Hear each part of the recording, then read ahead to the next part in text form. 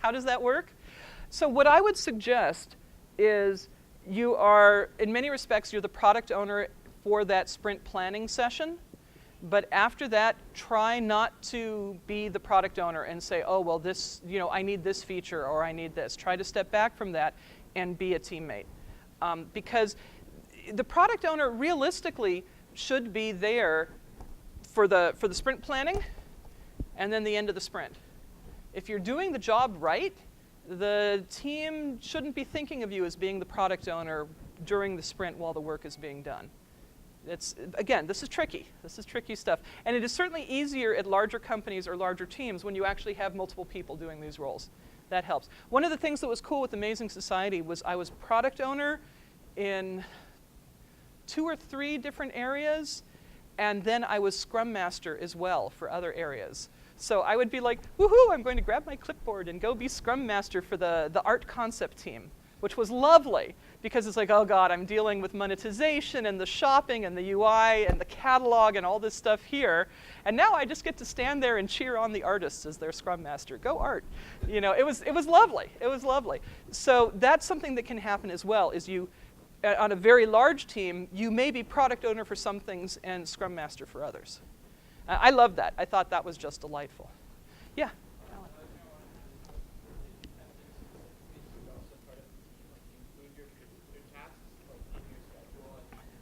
Yes. It is work. It takes time. Make sure you're including that so you don't show up with 2/3 the work of everyone else when you're not including your particular tasks. Yeah, that is a huge one. So the whole thing with people committing to work is we're trying to get people to learn not to lie to themselves. This is a big problem. Sometimes it's this will take me 2 weeks when it should really take 2 days. No, that's not actually what happens. It's usually the other way around, is this will take 2 weeks. I say it will take 2 days. Yeah, that's bad. That happens a lot.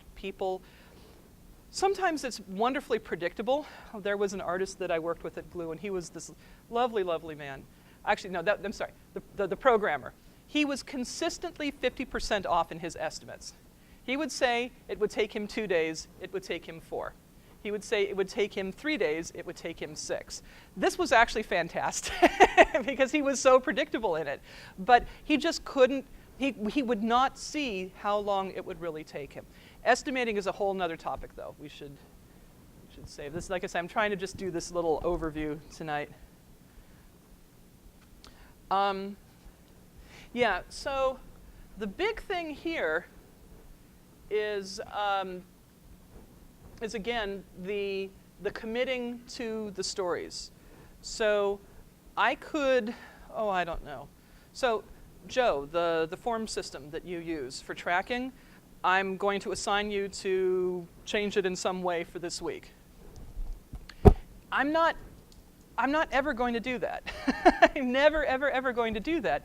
But my expectation would be, effectively as your product owner in some lead producer related stuff, I may say to you, so here's the criteria of stuff we need, and can you do it? And if you can't, you should say so. This is the huge thing. This is the thing when people realize that they have power over their own destiny. And it genuinely, this is when an Agile team will take off, is if they make it to this point where a commitment is a commitment. I have said I will get this done this weekend. By God, I'm going to get it done this weekend. That's huge. And that, like I say, that's you take off like a rocket at that point. That is an amazing moment that can happen with an Agile team. So, story estimating, yeah, please.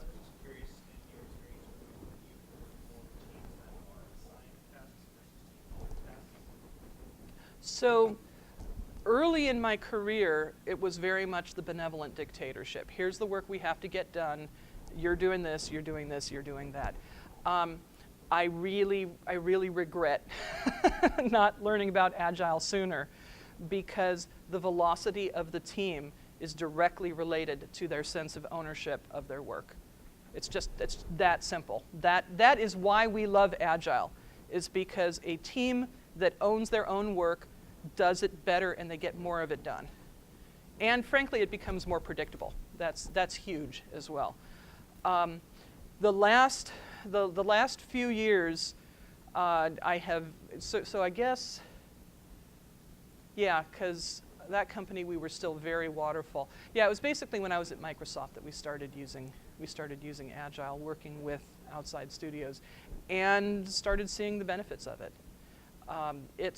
Like I say, in many respects, I talk about specific, we do this, we do this, we do this. It's really the mindset that matters. These are just tools to make it easier and to help the team get into the feel of they own their work. But that is the mental shift that we want. So, just briefly, story estimating.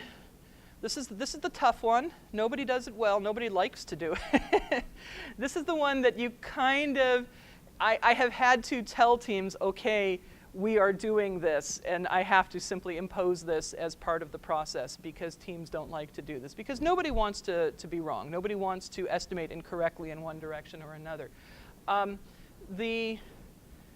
Who here was here when my friend Chris gave his talk? Yeah. So Chris, and I'm going to see if I can maybe get Dan McAuliffe, who was the studio manager there for a while. They switched entirely to T-shirt sizes because the Fibonacci, well, I guess they were still using the Fibonacci points, but they weren't correlating them to hours or days in any way. So Agile continues to evolve.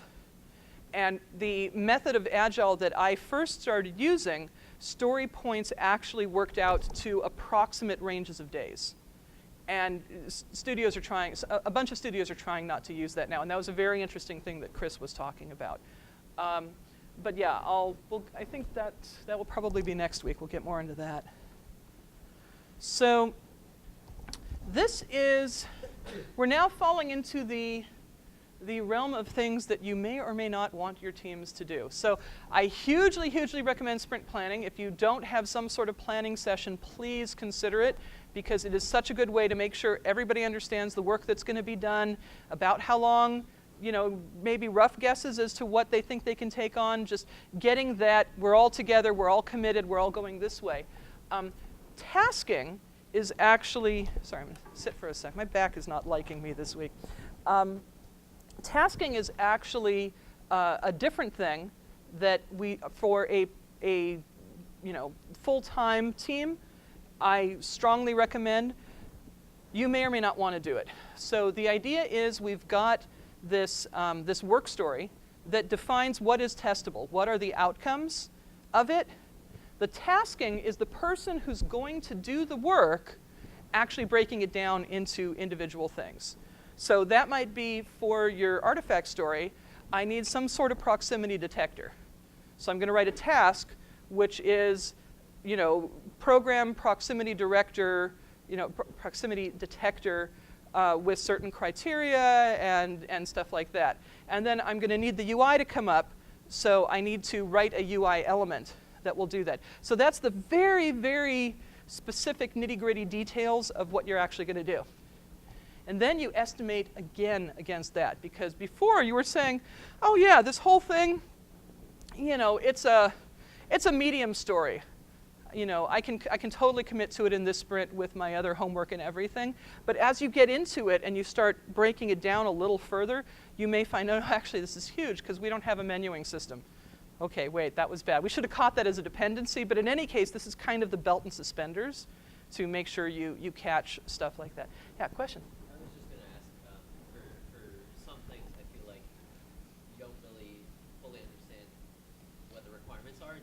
Until you're in it.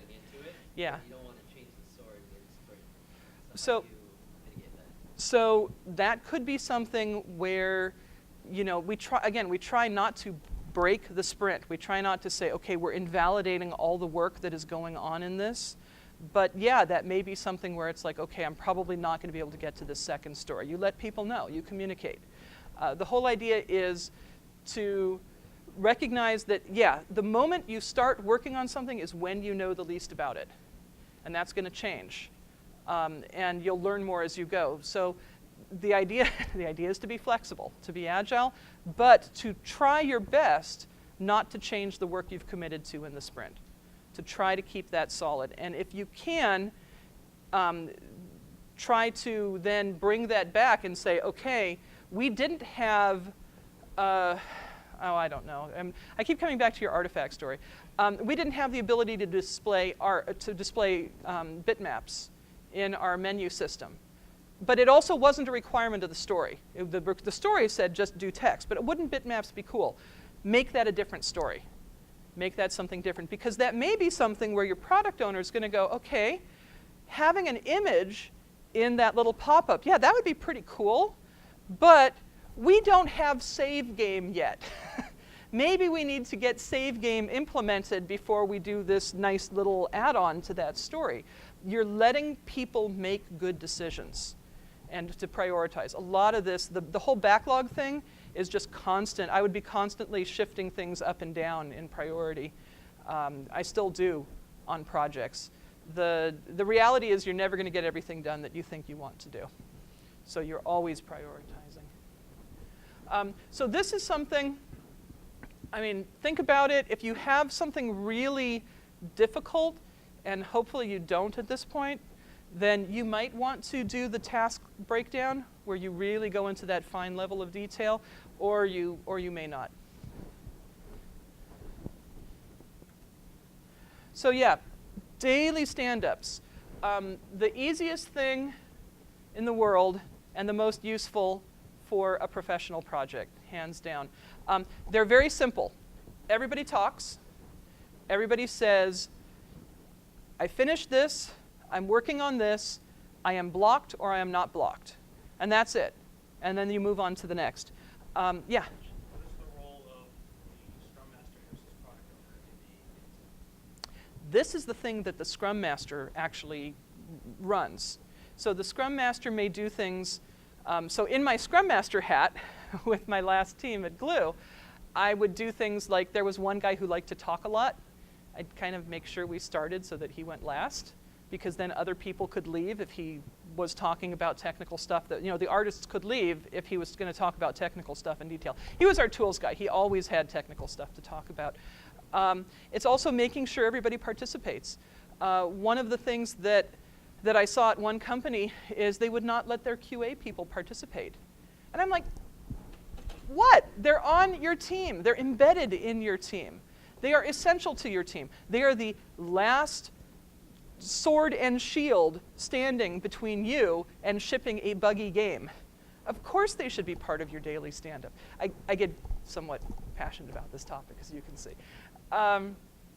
So yeah, and a lot of times the testers would just say, I'm running test scripts. I'm like, fine, just say that. It'll get repetitive after a while. I don't care. I still want you to say it. And I also want you to say whether or not you're blocked. And every so often, the testers would be, test scripts not blocked, test scripts not blocked, test scripts, and oh, by the way, I do have this problem. And we'd be like, awesome. And then we'd be able to address the problem for them. This is also, the Scrum Master also, perhaps quietly and discreetly, is checking to see whether stuff that was committed to is actually getting done. And if it's not, the Scrum Master may go to somebody and say, okay, did this turn out to be more complicated than you thought? Were there unforeseen, technical issues? Is there anything anybody can do to help? That's where you get very much into that, service mode of making sure that people can do their best work. So the daily stand-up is really, it's checking the pulse of the team and the project. Not recommended for you guys. You have far too many classes and other stuff going on, but I do recommend starting with this at the beginning of your teamwork sessions. Highly, highly recommend. So yeah, 3 things: what I'm working on today, or what I finished, what I'm working on next, and I'm blocked or I'm not blocked. Very, very straightforward.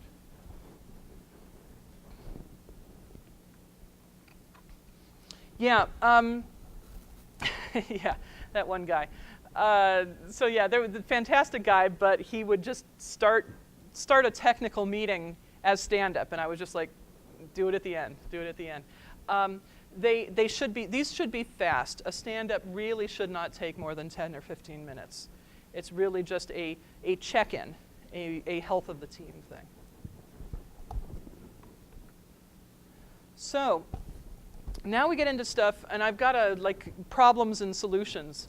But this is another one that may or may not be useful for your team. In a full-time team, absolutely required, not something.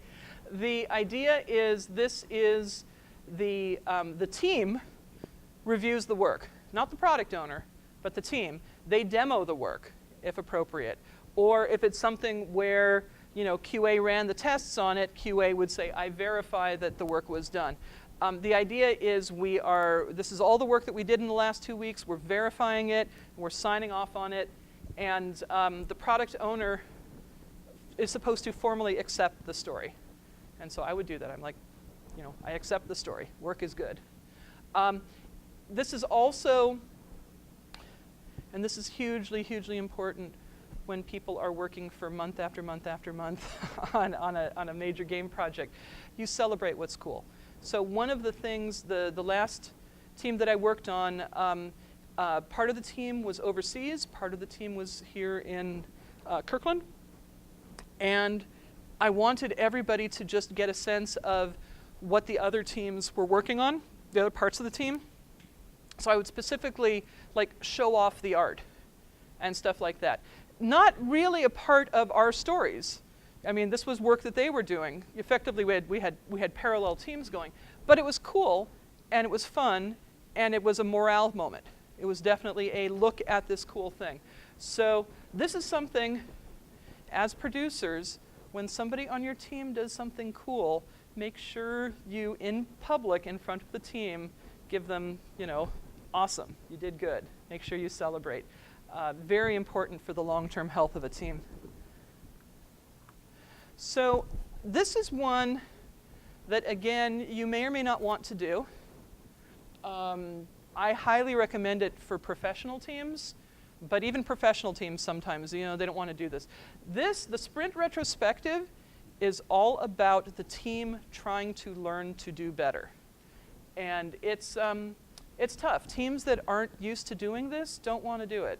And I'm of the feeling that, if your team is basically doing well, you may not want to do this.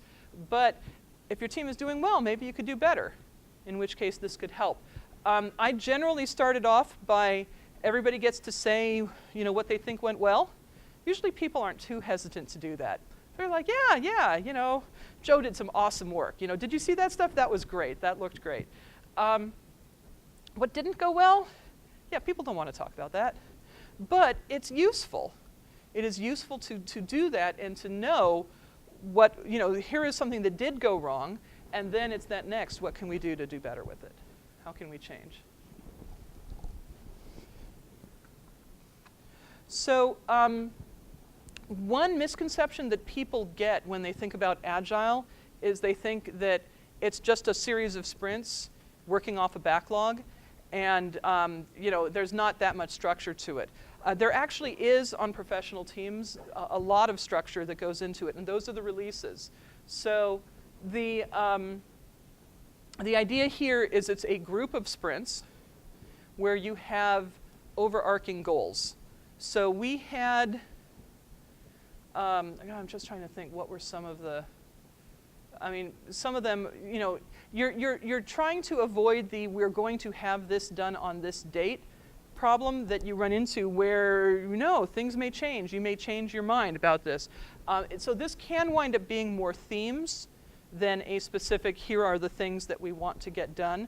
I do think it's good to have goals for, does anybody have a team that's got, you have a goal for your first milestone of something you want to see change or come in or something? Yeah. We should be able to have our next boss invite. Okay, so that's great. Are we defining exactly what that boss is? No. That gets defined in the sprints. That gets defined as you go because, again, you know the least right now that you ever will. But that's a goal that you're working towards. Another one, say, Alejandra?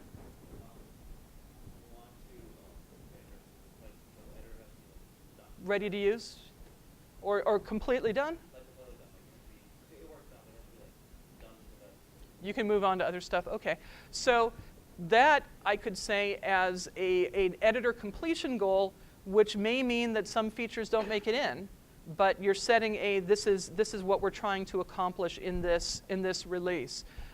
It's a little tougher in that your releases, because of the semester system, are pretty tight and small and close together.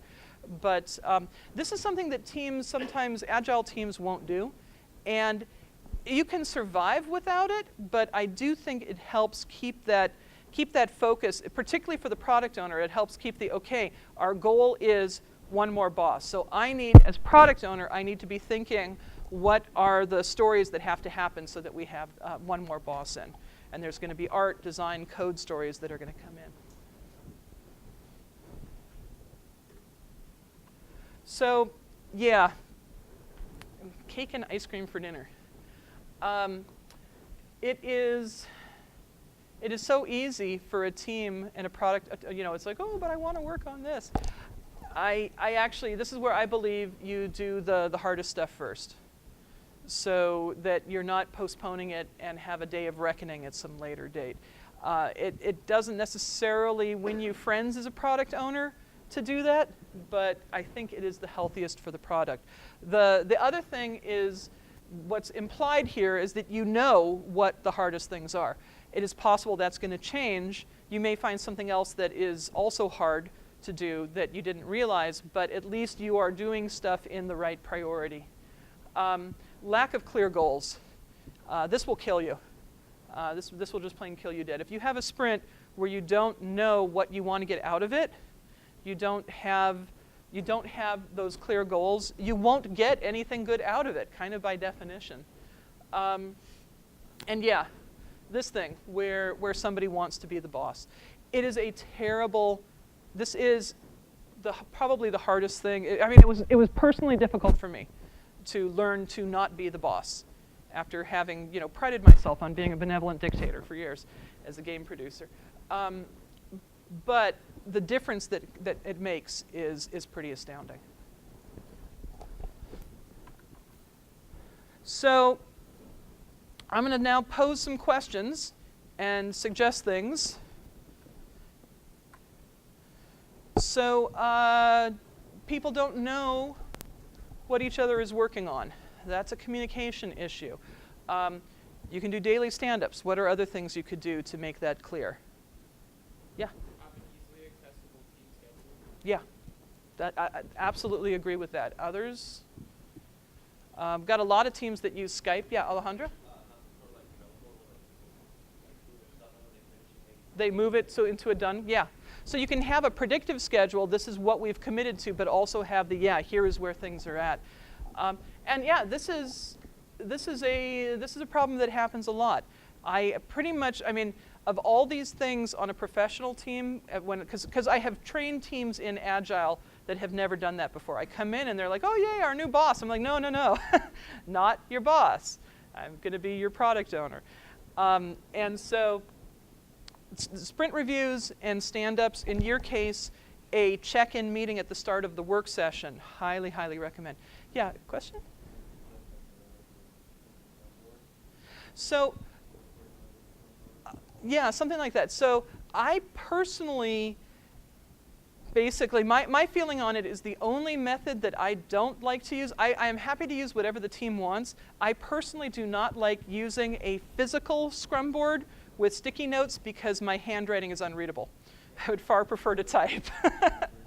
And so I love Trello. My husband and I use Trello for our professional projects. That's how highly I think of it.